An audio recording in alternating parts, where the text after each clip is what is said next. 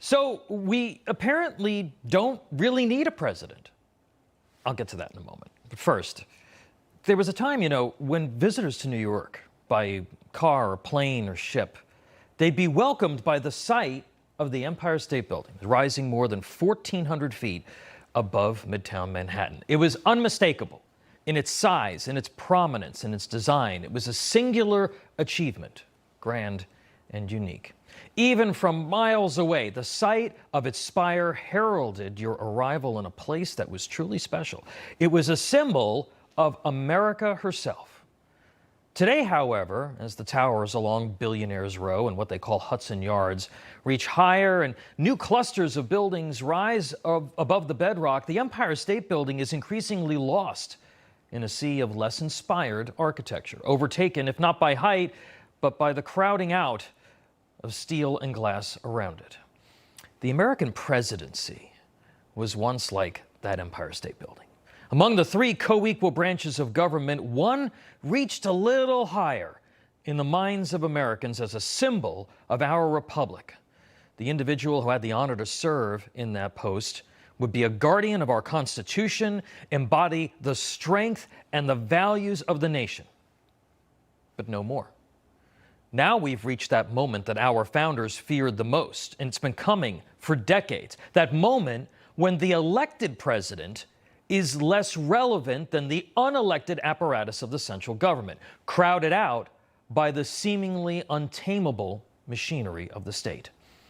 After being at the beach for 2 weeks and having virtually no public schedule for nearly 2 months, President Joe Biden returned to his beautiful prison at 1600 Pennsylvania Avenue the other night and had this to say to reporters. President, how was it to be back on the campaign trail today? Feels good. That's good. How do you feel about Pennsylvania? Except I'm not able to go out in the crowds anymore. The Secret Service doesn't let me. No, why not? Well, because it says it's too dangerous. No one gets to go out. They say it's too dangerous. Well, to call that a little dubious would be an understatement. But then again, this is the same man who has repeatedly indicated that he'll get in trouble from some faceless handler if he takes questions or goes off script. When it comes to Mr. Biden and Ms. Harris, you can't help but wonder who is really calling the shots.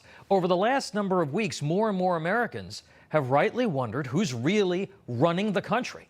Doesn't appear to be Joe Biden, and it's certainly not Kamala Harris.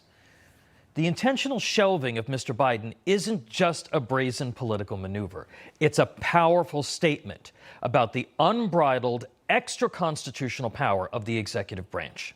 Some call it progress, of course, but when progress diminishes something truly great and aims to change its very nature, it's not progress at all. We've come to not really need an active president. Mr. Biden can sit on a beach or have no public appearances for the rest of his term.